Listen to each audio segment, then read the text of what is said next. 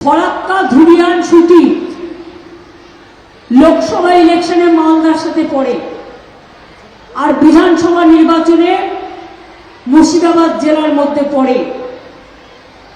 এই জায়গাটায় অ্যাডমিনিস্ট্রেশনকে আরো স্ট্রং করার জন্য সুতি ধুলিয়ান এবং ফরাক্কা নিয়ে নতুন সাব ডিভিশন অফিস তৈরি করা হচ্ছে। আশা করি আগামী 1 মাস 1.5 মাসের মধ্যে হয়ে যাবে।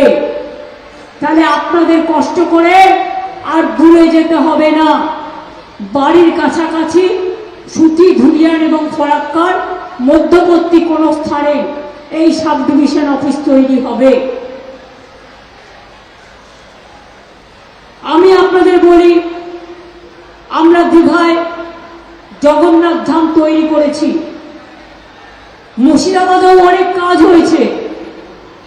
মুর্শিদ আলী খান থেকে শুরু করে পলাশির যুদ্ধ থেকে শুরু করে বাংলার রাজধানীতে, দেশের রাজধানী থেকে শুরু করে মুর্শিদাবাদ জেলার নাম সবার কণ্ঠে মুখস্থ। কিন্তু আমি একটা জিনিস দেখেছি, 1992 সালে যখন বাবরি মসজিদ ধ্বংস হয়েছিল, সারা বাংলায় দাঙ্গা হলেও মুর্শিদাবাদ জেলায় হয়নি। মুর্শিদাবাদের মানুষ দাঙ্গা করতে দেননি। বামফ্রন্ট আমলে কাটরা মসজিদে আমি দেখেছিলাম, আমি এসেছিলাম তখন 40 জন মানুষ মারা গিয়েছিল কাটরা মসজিদে যে দাঙ্গা হয়েছিল।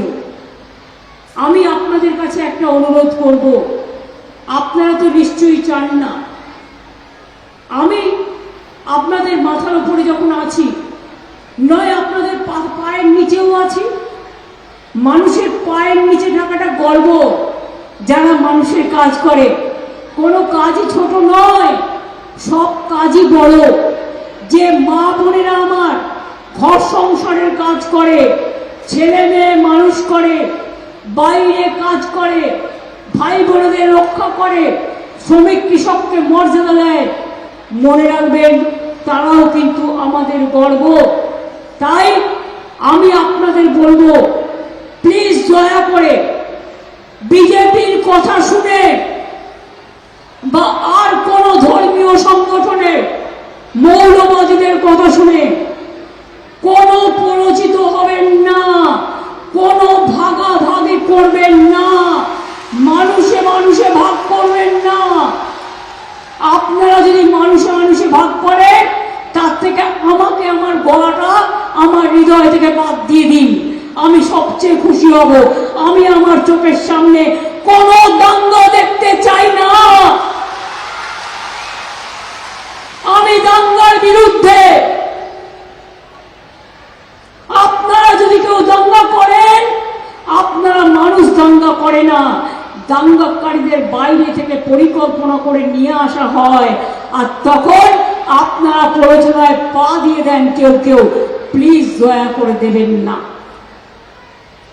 যদি আপনারা আমায় কথা দিতে পারেন কারো কথায় দাঙ্গা করবেন না, তাহলে দিদি আপনাদের সাথে থাকবে। আর যদি দাঙ্গা করেন, সবাই থাকলেও দিদি কিন্তু থাকবে না। এটা আপনাদের কাছে আমি বলে গেলাম। এটা আমার জীবনের স্বপ্ন। আমি আলো দেখতে চাই, আমি অন্ধকার দেখতে চাই না।